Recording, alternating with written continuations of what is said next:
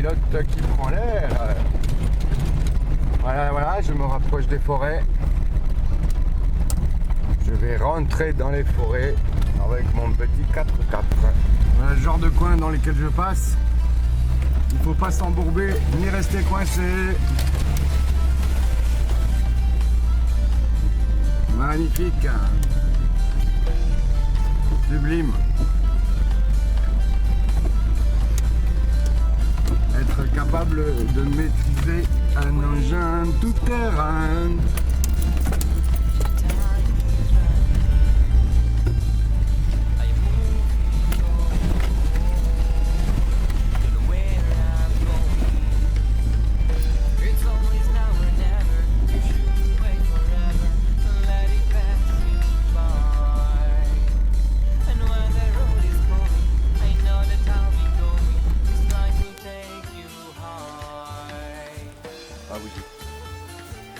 Donc, voici donc l'outillage du ramasseur de cèpes, le bac, le sac et le laguiole.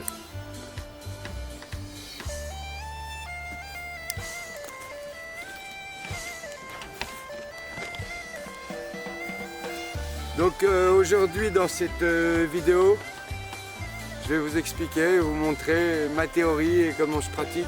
Comment ramasser le cèpe et comment le replanter, surtout pour que pendant des années et des années vous puissiez cultiver vos forêts comme un champ et que malgré un ramassage intensif, le cèpe continue à pousser. J'ai trouvé une technique qui à mon avis est très bonne car j'ai pu l'expérimenter et prouver que ça marche. Donc je vais vous expliquer ça en rentrant dans ce que j'appelle les sépinières. Donc ce sont des sapinières où je ramasse de belles quantités de cèpes.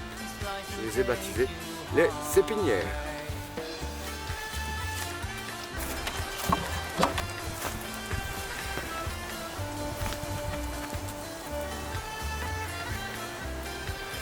Je vais donc m'enfoncer dans mon royaume, le royaume des cèpes, une sapinière, pour vous expliquer comment je replante le cèpe. Voilà, voilà.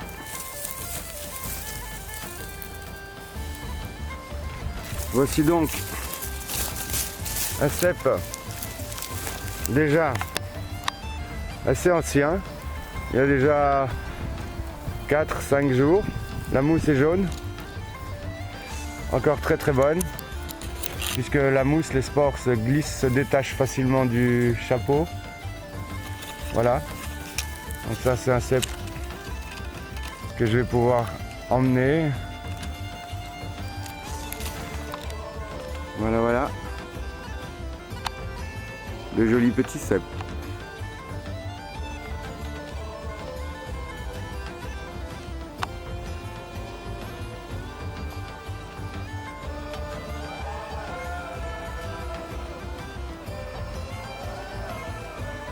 Donc voici donc la première étape pour ramasser un cèpe. Il y a donc une théorie qui dit qu'il faut arracher le cèpe, comme ça. En France ça se fait beaucoup, pas mal de mycologues soutiennent qu'il faut arracher le cèpe de cette façon-là, le mettre dans le panier. Moi personnellement je suis contre.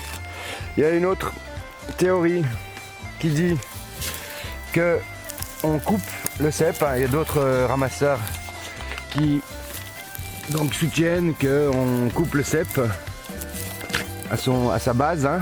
Voici, voilà, voilà. Donc voilà, on va venir ici le couper à sa base.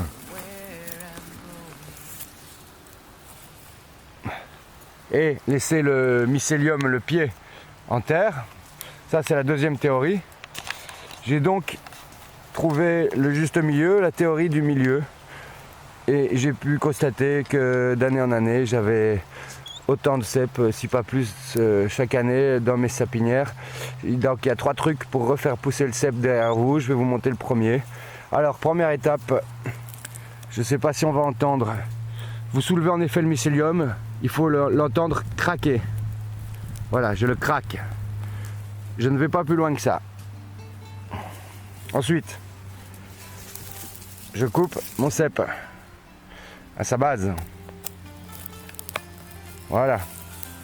Ensuite, dans mon panier, j'ai toujours des réserves de mousse jaune. Les spores. Donc les spores qu'on retrouve en dessous du cep. Je prends toujours un vieux cep dont la mousse est jaunie. Voilà, je prends des spores. Je viens en dessous du pied chercher le mycélium qui se trouve là, qui court en dessous du cep. Je repose mes spores en dessous. Je repose le pied dessus et je referme. Donc la théorie qui dit qu'on peut arracher le cep parce que le mycélium se recompose, je ne suis pas tout à fait d'accord. Alors pour mettre tout le monde d'accord, eh bien, je le craque un tout petit peu sans l'enlever et je viens replanter systématiquement chaque cep que j'ai ramassé.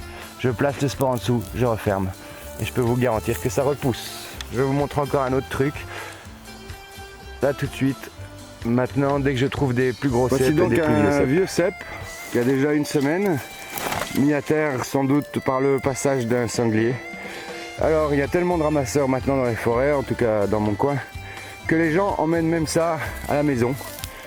Ils n'en feront rien, puisque quand ils vont arriver, la mousse accroche la chair, c'est donc foutu, mais les gens ramènent ça, et puis ça part à la poubelle. Et en fait, systématiquement, quand il y a une invasion des forêts, les gens emmènent les spores des forêts, c'est une catastrophe. Donc un vieux cep comme ça, si je peux vous donner un conseil, pour pas que des imbéciles qui n'y connaissent pas grand chose le ramassent, désolé pour les débutants, vous l'écrasez et vous allez jouer le rôle du gibier, mettre des spores sous vos semelles et semer dans la forêt en marchant, tout simplement. Et celui-là, personne ne pourra l'emmener ni le ramasser, il reste dans la forêt. Voilà, méthode systématique, imparable, qui fonctionne. Voici donc encore un bon gros vieux cep. Franchement, c'est plus la peine de ramener ça à la maison. Je le garde pour m'en servir. Donc pour garder les spores qui se trouvent en dessous, la mousse jaune, je ne garde que les cèpes à mousse blanche, tout frais, tout beau. Hein, voici, hop, on coupe. Voilà donc ce qu'on va replanter, les spores. Celui-là, il est encore presque, enfin limite, très limite. C'est plus la peine de ramener ça à la maison, ça va pourrir pendant le voyage. Donc on garde les spores. Voilà, ce qui va me servir à replanter le cep. Voilà. Alors pour l'observation du gibier, je vous déconseille fortement d'emmener vos chiens évidemment, car vous ne croiserez pas de gibier, ou les chiens ou le gibier. J'écrase donc le cep et en marchant, je viens semer des spores. Voici donc le type de cep que je recherche. Voilà. Celui-là a 36 heures de pousse, pas plus. Donc je soulève le mycélium. Je prends ma mousse. Je viens mettre les spores à la place du mycélium. Je coupe le pied. Là, je l'ai complètement arraché. En général, j'essaie de pas tout à fait l'arracher. Voilà. Je replante. Et je laisse faire Dame Nature. Un cep peut toujours en cacher un autre. Évidemment. Encore un, tout beau, magnifique. Je fais toujours un petit tour à la ronde. Un cep n'est jamais tout seul. Il peut y en avoir un deuxième, un troisième, un quatrième. Il pousse souvent en plaque d'ailleurs. Voilà le troisième. Quand ce n'est pas 4, 5 ou 10 cep sur 10 mètres carrés à la ronde. Voilà. Le terrain, le voici. Très difficile, humide, beaucoup de mousse, peu de vent qui s'y engouffre, des sapins, 10 mètres de haut maximum.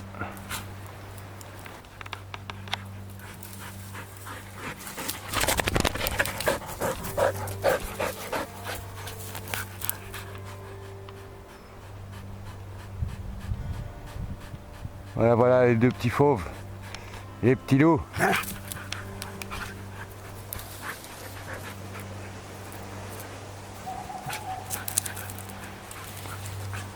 Tout fou complètement, tout fou, plein d'énergie des forêts. Alors voici donc une possibilité d'apercevoir le mycélium. Il est blanc, il court en surface sous la mousse. Je vais essayer de vous le montrer. Le voici. Alors l'euro c'est pas moi, c'est mon chien. Alors monsieur Tyson, ça va? Ouais, on va croire que je rote. Donc voilà le mycélium blanc. C'est ça qui court et c'est la pollinisation, donc mycélium et spores qui donnent les cèpes. Ça c'est un beau petit cèpe que je vais ramasser. Donc comme je le disais, un cèpe est rarement tout seul. À 1 mètre de là, en voici un autre. Et encore un tout petit peu plus loin, un troisième avec notre ami la manite rouge au milieu, évidemment. À ne pas consommer.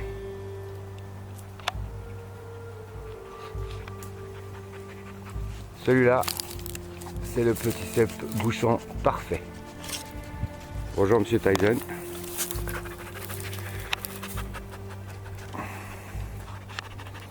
Voilà, un jeune cèpe bouchon de champagne.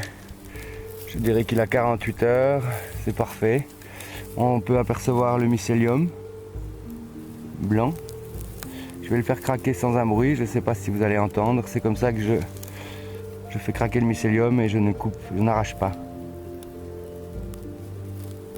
On n'entend rien, le son n'est pas assez fort, c'est pas grave. Voici donc encore un autre. Un tout petit peu plus loin. Encore un autre.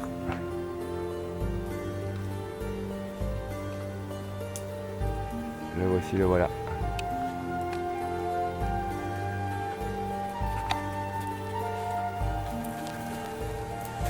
Alors sur les mêmes stations et les mêmes terrains que le cèpe de Bordeaux, en général, en tout cas dans mon secteur, on trouve aussi le bolet B et le cèpe des pins, dit le cèpe à tête noire. Alors voici donc un bolet B. Pour les bolets B, même technique. On garde un ancien bolet B. Pareil, sauf que le mycélium du bolet B est beaucoup plus en surface que le cèpe. On prend la mousse, on ramasse son bolet B et moi je replante, voilà. J'ai mis la mousse sur le mycélium. Aucune preuve scientifique de ce que j'avance. Mais en tout cas, j'ai pu constater que mes coins donnaient autant d'année en année malgré mon ramassage. Voici donc les terrains sur lesquels je viens ramasser mon cèpe. Je suis à 450 mètres d'altitude. On peut observer une belle sapinière humide, tapis de mousse verte, et c'est donc là-dedans que je rentre chercher le cèpe.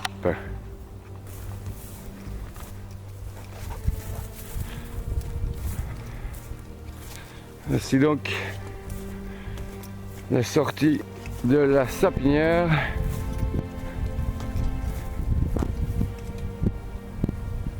On se croirait dans le Jura et pourtant on n'est pas dans le Jura.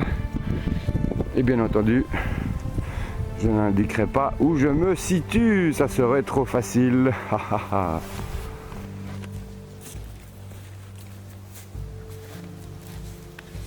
Voici donc ma démonstration terminée. Donc 3 trucs.